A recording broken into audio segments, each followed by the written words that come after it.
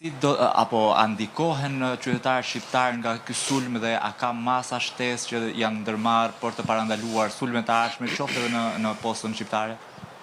Momenti që flasim është duke u zhvilluar një analizë e detajuar nga Autoriteti Kombëtar i Kibernetikës, nga Akshi, por po ashtu dhe nga ekspertët e vetë postës shqiptare. Ajo çfarë ne mund të themi në këtë moment është që të gjitha shërbimet e postës vazhdojnë normalisht. Nuk ka të dhëna, të paktën deri tani, që ka informacione të inkriptuara, të cilat janë të paksesueshme për pjesën operacionale të vetë postës. Gjithsesi ne duhet të presim raportin përfundimtar të gjithë ekspertëve, të gjithë këtyre institucioneve, për sa i përket asaj çfarë ka ndodhur brenda postës shqiptare, por mbi të gjitha, ajo çfarë unë dua të nënvizoj është që vetë Autoriteti Kombëtar